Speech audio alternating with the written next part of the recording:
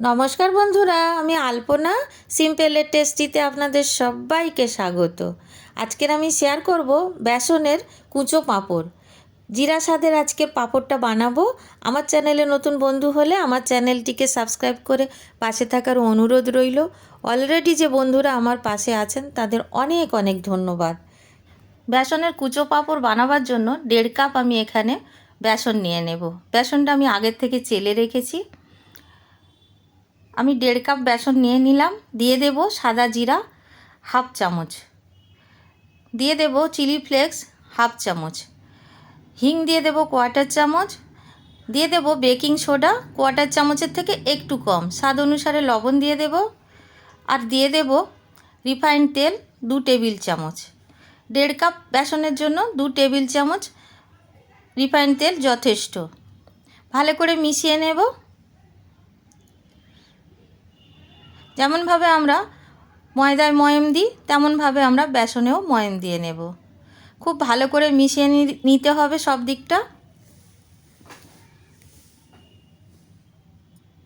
এইভাবে যখন ডেলা করা যাবে তখন বুঝবো যে আমাদের ময়াম দেওয়া হয়ে গেছে। এখন আমি অল্প অল্প করে জল দিয়ে বেসনটাকে মেখে নেব। বেসনের মধ্যে আমি 2 টেবিল চামচ জল দিলাম। আগে আমি মেখে দেখব কতটা জল লাগে। খুব বেশি জল লাগার কথা নয়, আর খুব টাইট ডো তৈরি করতে হবে।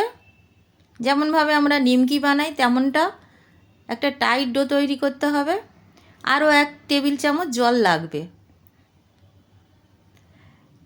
3 টেবিল চামচ জল দিয়ে আমি পুরো বেসন একটা ডো বানিয়ে নেব।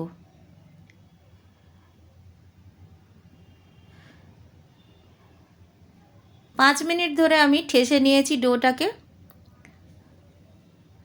আমাদের ডো রেডি হয়ে গেছে। আর খুব শক্ত করে মেখেছি, দেখে নিশ্চয়ই বুঝতে পারছেন কতটা শক্ত। রিফাইন্ড তেল একটু ডোয়ের গায়ে মাখিয়ে দেব। আর দেখুন কতটা শক্ত হয়েছে। এইভাবে রেখে দেব ঢাকা দিয়ে। আমি 7 মিনিট পরে ঢাকা খুলে পাঁপড় বানিয়ে নেব। আপনারা যদি সময় পান তাহলে 10 থেকে 15 মিনিট রেস্টে রেখে দিতে পারেন। ঢাকাটা খুলে আমি আরও 1 মিনিট মতো ঠেসে নেব। এখন আমি লেচি করে নেব, 2টো ভাগ করে নেব। এখন আমি বেলে নেব। অল্প একটু চালের গুঁড়ি দিয়ে বেলে নেব। আপনারা চাইলে ময়দা দিয়েও বেলে নিতে পারেন, আর এমনিও বেলে নেওয়া যায়। আমি একটা চালের গুঁড়ি দিয়ে বেলে আপনাদের দেখাচ্ছি কেমন দেখতে হয় বেলার পরে।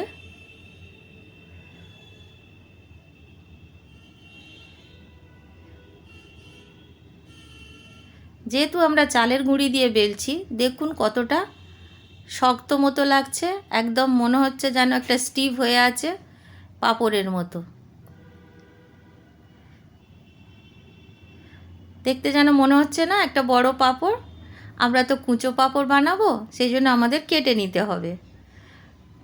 এইভাবে সমান করে সব দিকটা বেলে নিয়েছি। এখন ছুরি দিয়ে আমি দেখাচ্ছি, এইভাবেও কেটে নিতে পারেন আপনারা। চারদিকটা আমরা সমান করে কেটে নিতে পারি। প্রথমে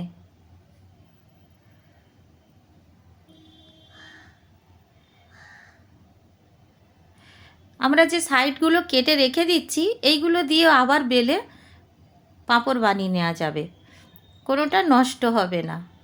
এখন আমি কিভাবে কেটে নিচ্ছি দেখুন।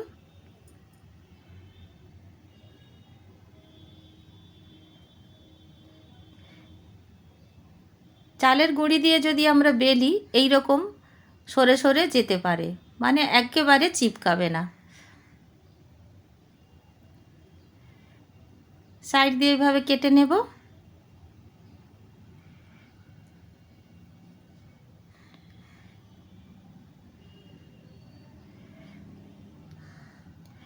দেখুন এইভাবে বরফি কাট করে নিয়েছি, আর একদম ঝরঝরে। সবগুলো আমি প্লেটের মধ্যে তুলে রেখে দিচ্ছি। আর অন্যটা আমি বেলে দেখাচ্ছি আপনাদের কিভাবে কাটছি। এইটা যখন বেলেছি চালের গুঁড়ি দিইনি, দেখুন কোনো অসুবিধা হয়নি।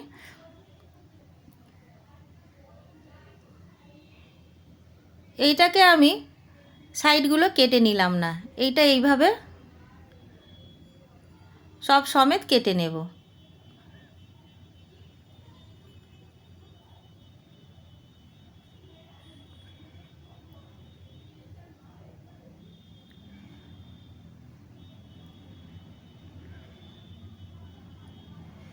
এইভাবে পুরোটা কেটে নিয়ে আমি হাত দিয়ে তুলে দেখাচ্ছি আপনাদের, কিন্তু ছুরি দিয়েও খুব ভালোভাবে তুলে নেওয়া যায়, বা পাতলা খুন্তি থাকলে সেটা দিয়েও তুলে নিতে পারেন, কোনো অসুবিধা হবে না।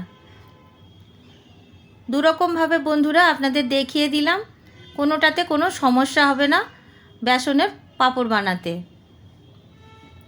আমি ছোট ছোট করে বানাচ্ছি কুচো পাঁপড়, যেহেতু আপনারা চাইলে একটু বড় সাইজেরও কেটে নিতে পারেন, আপনাদের পছন্দ মতো সাইজের কেটে নিতে পারেন।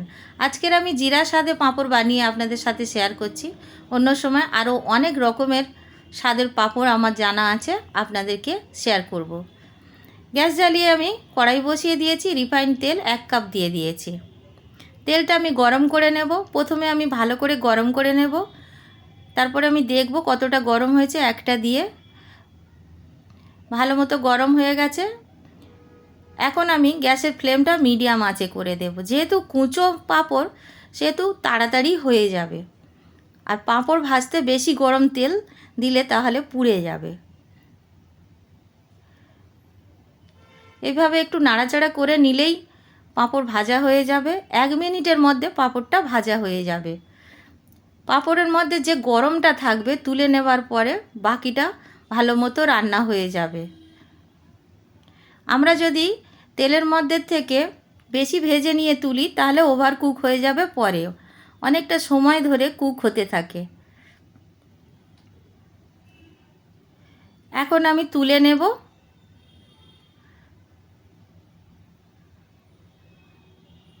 এক মিনিটের বেশি পাঁপড় তেলের মধ্যে রাখবেন না, যদি আপনারা এই রেসিপি বাড়িতে ট্রাই করেন, তাহলে কিন্তু পুড়ে যেতে পারে বা ওভার কুকড হয়ে গেলে ভালো লাগবে না।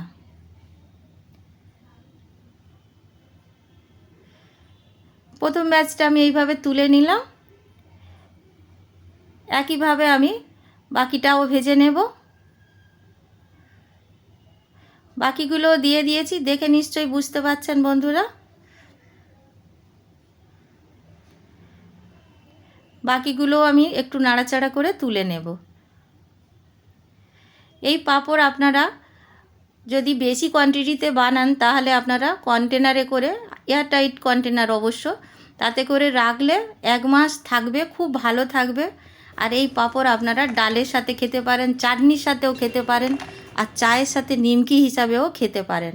এই পাঁপড় খেতে দুর্দান্ত লাগে। আর কতটা মুচমুচে হয়েছে আপনাদের দেখাচ্ছি বন্ধুরা, একদম মুচমুচে পাঁপড় হয়েছে। আপনারা যে কোনো স্বাদের বানিয়ে নিতে পারেন আপনাদের পছন্দ মতো মশলা দিয়ে। আমি একটা ছোট্ট ঝুড়ির মধ্যে সার্ভ করে দিচ্ছি। আপনারা বাড়িতে বানাবেন আর কেমন লাগলো কমেন্ট করে জানাবেন। রেসিপি যদি ভালো লাগে লাইক করবেন, শেয়ার করবেন, নতুন বন্ধু হলে সাবস্ক্রাইব করতে ভুলবেন না যেন।